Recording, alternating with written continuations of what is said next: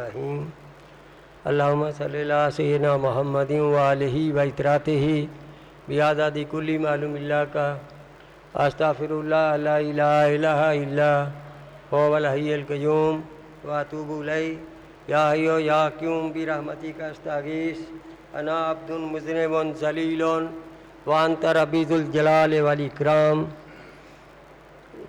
شہادت عظمیٰ کی تقریب ماشاء اللہ ہر تقریب کی رئیس تقریب ہوتی ہے، کیونکہ آئے دین اسلام کے لیے ازل سے ابد تک جتنے بھی مارکے ہوئے،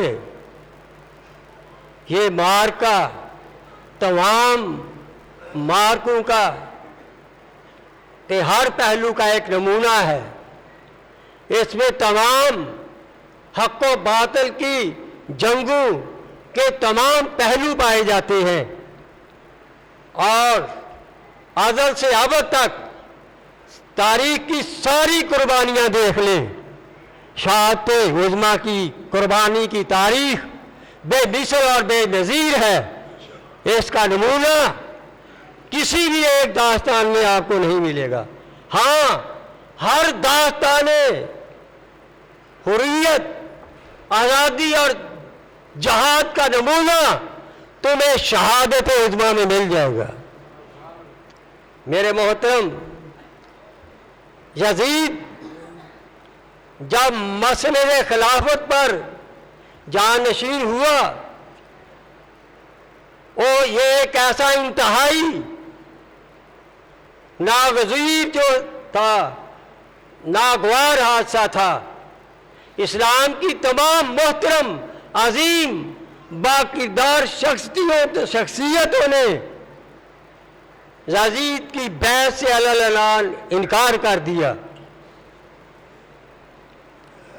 یزید جب بادشاہ بنا تو اس نے مدینہ کے حاکم ولید کو خط لکھا کہ حضرت امام حسین، عبداللہ بن عمر اور عبداللہ بن زبیر کو میری بیعت کی دعوت دی جائے، اگر وہ دعوت قبول نہ کرے تو انہیں معاذ اللہ قتل کر دیا جائے۔ جب یہ پیغام حضرت امام حسین علیہ السلام کی طرف آیا تو عبداللہ بن عمر اور عبداللہ بن زبیر حیران تھے، پتہ نہیں حاکم مدینہ نے کیوں شہزادہ کنین کو طلب کیا ہے۔ انہیں اس بات کی سمجھ نہیں آئی، لیکن شہزادہ کنین کی رگوں میں جناب رسول کریم صلی اللہ علیہ وسلم کی بنت فاطمہ الزہرا کا خون تھا۔ ان کو فراست انتہائی درجے کی عطا ہوئی تھی۔ انہوں نے کہا، مجھے یقین ہے کہ معاویہ فوت ہو گئے اور یزید نے خلافت کا اعلان کر دیا، اور ہمیں اس لیے بلایا جاتا ہے کہ یزید کی بیعت کرائی جائے۔ اور یہی ہوا۔ حضرت امام حسین علیہ السلام اپنے چند ساتھیوں کے ساتھ جب حاکم مدینہ ولید کے پاس پہنچے، آپ اپنے ساتھ کو ساتھی لے کر گئے تھے۔ انہیں فرمایا، تم دروازے پر کھڑے ہو جاؤ، میں اندر جاتا ہوں، اگر کسی بھی قسم کی کوئی آواز ایسی پیدا ہوئی تو تم بھی اندر داخل ہو جانا۔ تو میرے محترم، ولید نے وہی کہا، یہ رکا، یہ خط ہے یزید کا کہ حسین سے کہو وہ بیعت کر لے، یزید کی بیعت کر لے۔ آپ نے اس سے انکار کیا۔ آپ نے فرمایا، میں اس تارک شریعت، اس شرابی، اس حرام کو حلال اور حلال کو حرام کرنے والے اور اسلامی خزانے کو اپنی ملکیت سمجھنے والے کی ہرگز بیعت نہیں کروں گا۔ ولید کو ساتھ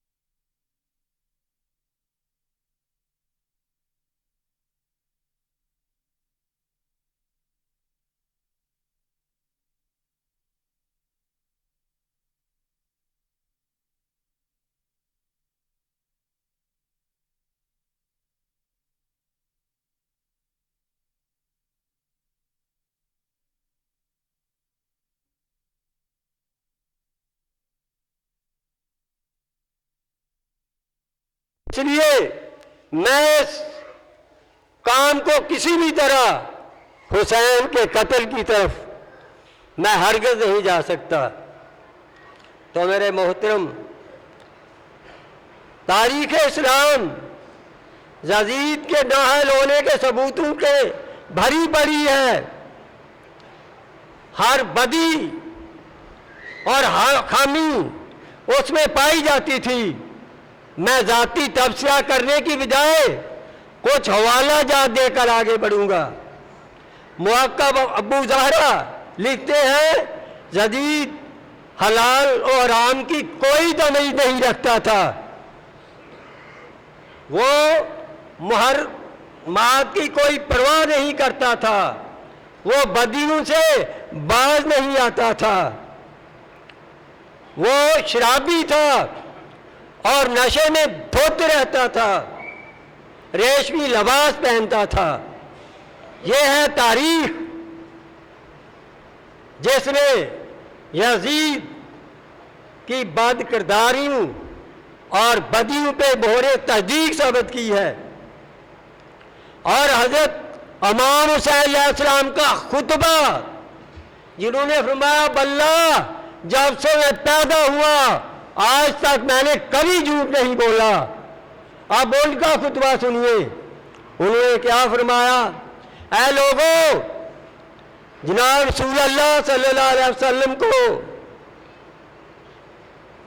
نے فرمایا کہ جب تم میں سے کوئی ایسے بادشاہ کو دیکھے جو اللہ کے حرام کیے ہوئے کو حلال سمجھے، جو اللہ کے حلال کیے ہوئے کو حرام سمجھے، اللہ کا عہد توڑے، سنت رسول اللہ صلی اللہ علیہ وسلم کے مخالفت کرے، اللہ کے بندوں میں گناہوں کا ارتکاب کرے اور ظلم اس کی عادت ہو، کہ ایسے بادشاہ کو، ایسے حاکم کو اگر کوئی دیکھے اور وہ اس کی مخالفت نہ کرے تو حشر کے دن حضور صلی اللہ علیہ وسلم نے فرمایا کہ اس کا حشر بھی اسی کے مقام کے ساتھ کرے گا، یعنی جس طرح وہ دوزخی ہے، جو اس کی مخالفت نہیں کرے گا وہ بھی اسی طرح دوزخ کا حقدار ہوگا۔ تو آپ نے فرمایا جان لو اچھی طرح کہ یزید اور اس کے ساتھیوں نے شیطان کی پیروی اختیار کر رہی ہے، رحمان کی اطاعت کو چھوڑ دیا ہے اور زمین پہ فتنہ اور فساد برپا کر رہا ہے، حدود اللہ کو معطل کر دیا اس نے، اور اسلامی بیت المال کو اپنی جائیداد سمجھ لیا ہے۔ اور اس حال میں سب سے زیادہ حق رکھتا ہوں کہ اس کی بیعت نہ کروں، اس کی اطاعت نہ کروں، بلکہ میں حق رکھتا ہوں کہ اس کے خلاف پرچم جہاد، اعلان جہاد کروں۔ تو میرے محترم، یہ مولا حسین حضرت امام حسین علیہ السلام نے خطبہ دیا، اور یہ مسلمہ ہے، لا طاعت لمن عصی اللہ، اس کی کوئی طاعت نہیں جو اللہ کی نافرمانی کرے۔ حضرت ابو بکر رضی اللہ تعالیٰ عنہ کا قول ہے، انہوں نے فرمایا امت کے معاملات میں سے کسی معاملات کا اگر کسی کو ذمہ دار ٹھہرایا گیا اور پھر لوگوں کے درمیان وہ کتاب اللہ کے مطابق فیصلہ نہ کرے اور کتاب اللہ کے مطابق چلنے کا حکم نہ دے تو اس پر اللہ کی لعنت ہے۔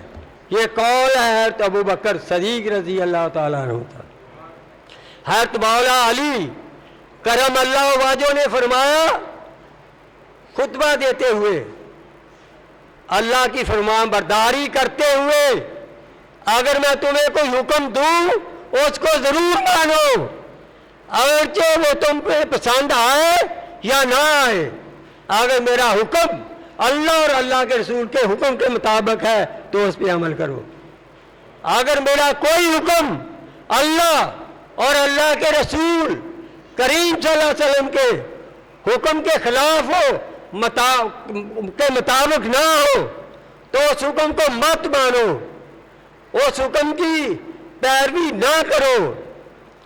تو میرے محترم، اطاعت فی المعروف 3 بار فرمایا، اطاعت فی المعروف، اطاعت فی المعروف۔ طاعت تو نیکی کے اندر ہے، طاعت تو نیکی کے ساتھ ہے، جہاں نیکی نہیں وہاں طاعت کیسی؟ 3 بار آپ نے یہی فرمایا۔ اور میرے محترم، معلوم ہوا، ثابت ہوا، اطاعت و حاکم کی ہوگی جو شریعت اسلامیہ کے مطابق حکم دے۔ اگر بادشاہ و حاکم خلاف شریعت حکم دے، اس کی بیعت، اس کی طاعت جائز نہیں، حرام ہے، بلکہ ایسے نافرمان اور بد کردار حاکم و بادشاہ کے مقابلے میں کلمہ حق کہنا ایمان ہے اور جہاد ہے۔ تو میرے محترم، حضرت امام حسین علیہ السلام نے احیاء دین کے لیے، دین اسلام کو زندہ اور جاوید رکھنے کے لیے، اپنے نانا کی سنت کے تحفظ کے لیے اللہ تعالیٰ کی راہ میں اپنا خاندان، اپنے سارے کا سارا کنبہ قربان کر دیا،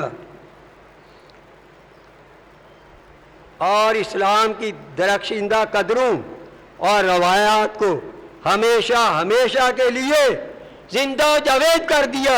اگر آپ ایسا نہ کرتے، ایسے جہاد کا نمونہ نہ دیتے، تو یاد رکھو اسلام کی درخشیدہ قدریں اور اسلام کی زندہ روایات یتیم ہو جاتی، ان کی اہمیت ختم ہو جاتی، حریت کا میدان اجڑ جاتا۔ اس کو آباد میرے آقا سیدنا امام صلی اللہ علیہ وسلم کی شہادت نے کیا۔ حسین نے اسلامی قدروں کو کس مراحل تک پہنچایا؟ روحانی اور اخلاقی قدروں میں صفت پیغمبر نے کتنا حسین، کتنا دلکش رنگ بھر دیا کہ تاریخ عالم اس کی مثال پیش کرنے سے قاصر ہے۔ شاہ است حسین، بادشاہ است حسین، دین است حسین، دین پناہ است حسین، سردار نہ دست در دست جدید حقہ کے بنا لا الہ است حسین۔ تو میرے محترم، اسی طرح میدان کرب و بلا میں ایک اور جنگ سے پہلے، شروع ہونے سے پہلے ایک اور بڑا عظیم خطبہ دیا گیا، جو اپنے گھوڑے پر سوار ہو کر حضرت ظہیر بن کیہ نے دیا۔ انہوں نے فرمایا، دیکھو اللہ نے ہمارے اور تمہارے ذریعے سے اپنی اولاد کے بارے میں ہمارا امتحان لینا چاہا ہے، تو ہم تمہیں اس امتحان میں اہل بیت کی نصرت کی طرف بلاتے ہیں اور سرکش عبید اللہ ابن زیاد کی مخالفت کی دعوت دیتے ہیں۔ یقین کرو ان حاکموں سے تمہیں کبھی بھی کچھ بھی حاصل نہیں ہوگا۔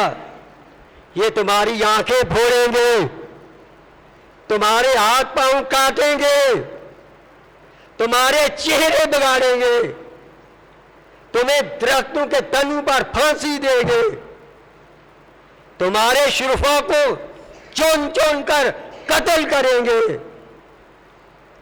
بلکہ اگر تم غور کرو تو اتنا کچھ وہ پہلے کر بھی چکے ہیں۔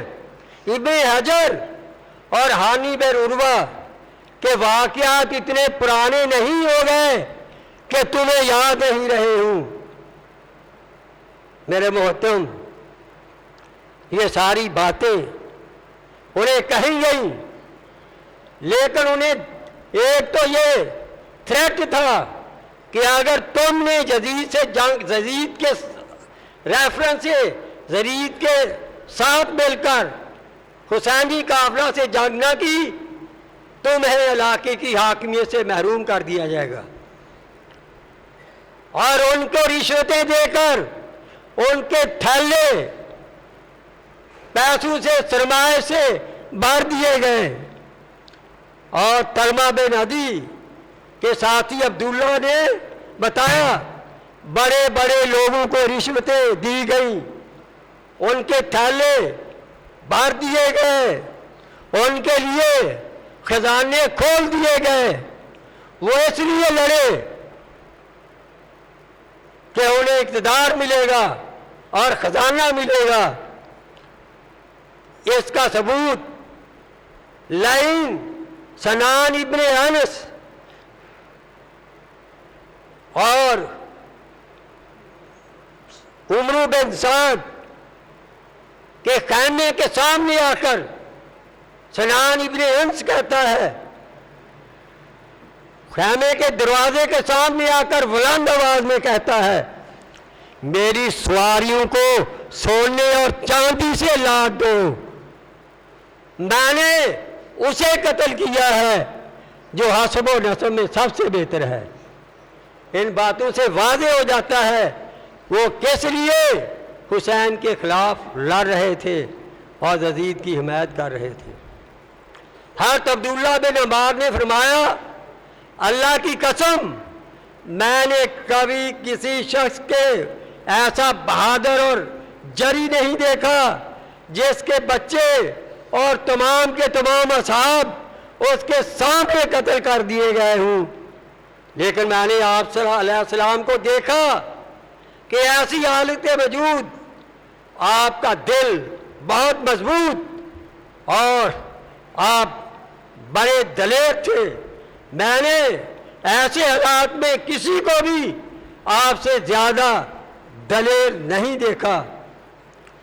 آپ علیہ السلام اللہ کی قسم کھا کر انہوں نے فرمایا، اللہ کی قسم میں نے آپ علیہ السلام سے پہلے اور آپ علیہ السلام کے بعد آپ کی مثل کسی کو بھی نہیں دیکھا۔ ایسے امیر اور عظیم تھے شہزادہ کنین حضرت امام حسین علیہ السلام۔ تو میرے محترم، اب یہ سب کچھ ہوا، وہ بچے جنہیں حوران بہشتی لوری دیا کرتی تھی ان کو ذبح کر دیا گیا۔ وہ نوجوان جس کی شرافت کی قسم ملائک کھاتے تھے ان کو تحقیق کر دیا گیا۔ وہ عفیفہ بیبیاں جو شرم و حیا کی پیکر تھیں اور کائنات کی تمام عورتوں نے ان سے شرم و حیا پائی تھی، ان کے سروں سے دوپٹے کھینچ لیے گئے، ان کے کانوں سے بالیاں نوچ لی گئیں۔ وہ ایسی بیویاں تھیں جن کی دہلیز پر جبرائیل بھی بغیر اجازت قدم رکھنے کی جرأت نہ کرتا تھا۔ ان پاک بیویوں کی خیموں کو آگ لگا دی گئی۔ تو یہ سب کچھ خاندان اہل بیت کے ساتھ ہوا. یہ کوئی معمولی لوگ نہیں تھے. ان کے جسموں میں نور مصطفیٰ جلوہ گر تھا، جگمگاتا تھا. ان کے بدن میں علی کا خون دوڑتا تھا. انہوں نے خاتون جنت بنت رسول کا دودھ پیا تھا. ان کی عظمت کوئی کیا بیان کر سکتا ہے. جب کوئی اس طرح کا ظلم ہوتا ہے انہوں نے سمجھا بس اب ہم نے سب میدان فتح کر لیے. لیکن جب قدرت کا مکافات عمل سامنے آتا ہے تو پھر ہر شے کو تہس نہس کر دیتا ہے. قدرت پھر اس طرح بدلہ لیتی ہے کہ وہ ظلم کرنے والے قیامت تک کے لیے عبرت کا نشان بن جاتے ہیں. تو دیکھیے اللہ کی لاٹھی بے آواز مکافات عمل میں ان پر ایسی برسی کہ وہ ہمیشہ کے لیے عبرت کا جو ہے نشان بن گئے، درس عبرت بن گئے. دست قدرت نے ان سے وہ انتقام لیا کہ وہ سوچ بھی نہیں سکتے تھے ہمارے ساتھ ایسا ہوگا. حضرت امام حسین علیہ السلام کی شہادت پر، کنبہ رسالت کی شہادت پر 3 دن تک تاریکی چھائی رہی. آسمان روتا رہا، اور آسمان کا رونا آسمان کا سرخ ہونا ہے. آسمان سے خون ٹپکا.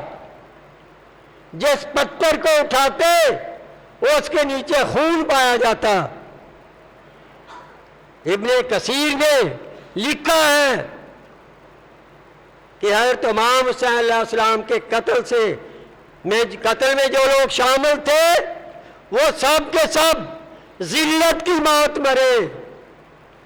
ان میں سے بعض بڑی بڑی موذی بیماریوں میں مبتلا ہو گئے، بعض پاگل ہو کر بنے، بعض مجنون ہو گئے.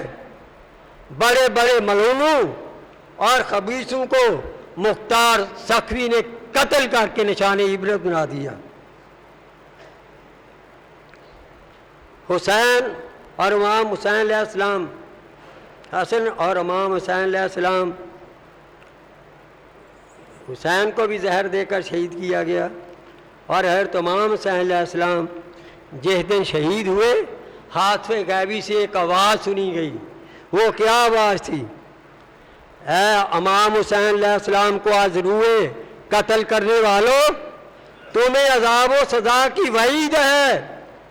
تمام اہل آسمان، تمام انبیاء، تمام ملائک اور لوگ تمہارے خلاف بد دعا کر رہے ہیں، اور تم پر حضرت داؤد علیہ السلام، حضرت موسیٰ علیہ السلام اور حامل انجیل علیہ السلام کی طرف سے لعنت ہو. یہ تاریخ کے اوراق میں لکھا ہے، یہ میرے الفاظ نہیں ہیں. شہادت حسین کا واقعہ کرنے والا یزید یہ سمجھتا تھا کہ اب میں پوری دل جمی سے اپنی مانیوں سے حکمرانی کرتا رہوں گا.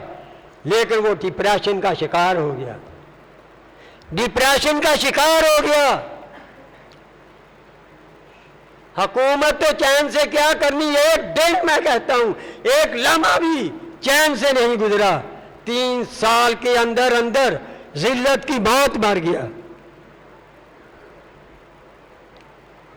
حضرت امام حسین علیہ السلام کے سر کو جو شخص اپنے گھوڑے کی گردن کے ساتھ لٹکا کر لے گیا تھا، اس کا چہرہ تارکول، جسے ہم لوک کہتے ہیں، لوک کی طرح کالا ہو گیا، سیاہ ہو گیا. کسی نے پوچھا تو بہت خوبصورت انسان تھا، حسین و جمیل انسان تھا، تیرا چہرہ لوک کی طرح کالا کیوں ہو گیا؟ اس نے بتایا جب سے میں نے حسین کے سر کو اپنے گھوڑے کی گردن میں لٹکایا، اسی دن سے پہلی رات سے لے کر رات کو 2 آدمی میرے پاس آتے ہیں، مجھے اٹھا کر بڑی دہتی آگ میں ڈال دیتے ہیں اور میں جھل جاتا ہوں، جیسے میرا یہ حال ہو گیا ہے۔ ایک بوڑھا آدمی جو کہ اندھا ہو گیا تھا، وہ بھی قتل حسین میں شامل تھا۔ جب وہ اندھا ہو گیا، اسے پوچھا گیا تو کیسے اندھا ہو گیا، تو دیکھنے والا تھا؟ اس نے کہا میں نے خواب میں دیکھا سرکار دو عالم صلی اللہ علیہ وسلم تشریف لائے ہیں، بڑے غصے میں ہیں، آپ کے ہاتھ میں تلوار ہے، اور میں نے دیکھا قاتلان حسین میں سے 10 کو قتل کر کے ذبح کر کے وہاں رکھا گیا ہے، اور آپ علیہ السلام نے، آپ صلی اللہ علیہ وآلہ وسلم نے حسین کے خون کی ایک ایک سلائی میری آنکھوں میں لگا دی، میں اندھا ہو گیا۔ اور اسی طرح جس شخص نے حضرت امام حسین علیہ السلام پر پانی پینے سے روکنے کے لیے تیر پھینکا تھا، تیر مارا تھا، اس کی پیاس نہیں بجھ رہی تھی، پانی پی پی کر پیٹ پھولتا جا رہا تھا، لیکن پیاس کی شدت ختم نہیں ہو رہی تھی، آخر پیٹ اتنا پھولا ہے، اتنا پھولا کہ پھٹ گیا اور ذلت کی موت مر گیا۔ اسی طرح مختار سقفی کو اللہ تعالیٰ نے ان پر مسلط کر دیا، مختار سقفی کو اللہ تعالیٰ نے درس عبرت ان کو دینے کے لیے، قاتل حسین سے بدلہ لینے کے لیے، نشان عبرت بنانے کے لیے، درس عبرت باقی رکھنے کے لیے مختار سقفی کو ان پر مسلط فرما دیا۔ اور مختار سقفی نے ایک دن میں 248 قاتلان حسین کو پکڑا، تلاش کیا، انہوں نے قتل کر کے ڈھیر کر دیا۔ ایک ایک دن میں 248 تک قاتلین حسین کو قتل کر کے مختار سقفی پھینک دیتا۔ اور اسی طرح عمرو بن سعد جو یزیدی لشکر کی کمان کر رہا تھا، اس کا سر کاٹا مختار سقفی نے اس کے بیٹے کے سامنے رکھ دیا۔ مختار جو ہے، یہ عمرو سعد جو ہے، جو یزیدی لشکر کی کمان کر رہا تھا، اس کا سر کاٹ کر مختار سقفی نے اس کے بیٹے کے سامنے رکھ دیا۔ شیور جو ہے امام حسین علیہ السلام کے قتل کے بارے میں بڑا جذباتی تھا، اس کو قتل کیا گیا، اس کی لاش کو کتوں کے سامنے ڈال دیا گیا اور اس کی لاش کو کتے نوچتے رہے۔ اسی طرح عمر بن حجاج جو ہے امام حسین علیہ السلام کا سر لے کر ابن زیاد کے پاس پیش کرنے کے لیے لانے والوں میں شامل تھا، اسے پیاس کی شدت سے دوڑایا گیا، اتنا دوڑایا گیا کہ وہ بے ہوش ہو کر گر پڑا اور پھر اسے قتل کر دیا گیا، نشان عبرت بنا دیا گیا۔ مالک بن بشیر جس نے شہادت کے وقت حضرت امام حسین علیہ السلام کی ٹوپی لی تھی، اس کے دونوں بازو اور دونوں ٹانگیں کاٹ کر اسے پھینک دیا گیا اور تڑپ تڑپ پر ذلت کی موت ملا۔ یہ ہے مکافات عمل۔ اور اسی طرح جو شخص جس نے حضرت امام علیہ السلام کی تلوار اٹھائی تھی، وہ کوڑ میں مبتلا ہو گیا اور کوڑ کی مہلک مرض میں شکار ہو کر وہ ہلاک ہو گیا۔ حضرت امام حسین علیہ السلام کا سر کاٹنے والا خولی بن یزید کو قتل کر دیا گیا اور اس کی لاش کو آگ لگا دی گئی۔ آخر میں حدیث حسن صحیح ترمذی شریف کی میں اس سلسلے میں آپ کو پیش کروں گا۔ جب ابن زیاد اور اس کے ساتھیوں کے سر کاٹ کر لائے گئے، اسی طرح ابن زیاد اور اس کے ساتھیوں کے سر کاٹ کر اسی کوفہ میں لائے گئے، اور کوفہ میں لا کر کوفہ کی مسجد میں ان کے سر نصب کر دیے گئے۔ کوفہ کی مسجد میں ان کے سر نصب کر دیے گئے۔ راوی کہتے ہیں میں نے دیکھا عبید اللہ ابن زیاد کے نتھنوں میں سانپ داخل ہو رہا ہے، اور سانپ سب کے سامنے اس کے نتھنوں میں داخل ہو رہا ہے۔ تو یہ انجام تھا ان لوگوں کا جو کہ قاتلان حسین تھے۔ تو یہ دست قدرت نے ان کو قیامت تک کے لیے نشان عبرت بنا دیا، درس عبرت بنا دیا۔ حسین گھوڑے کے زین پر وفا کا غازی، حسین گھوڑے کے زین پر وفا کا غازی،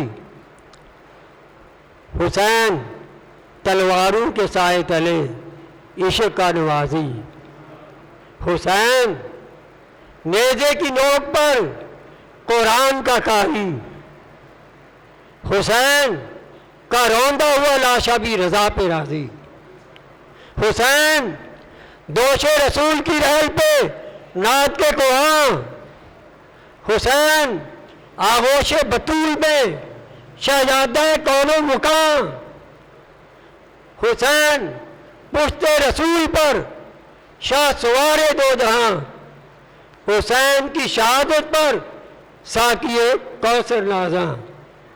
بشر تو کیا فرشتوں سے نہ ایسی بندگی ہوگی، بشر تو کیا فرشتوں سے نہ ایسی بندگی ہوگی، حسین ابن علی آئیں گے دنیا دیکھتی ہوگی، ہمارے خون کے بدلے میں امت بخش دے یا رب،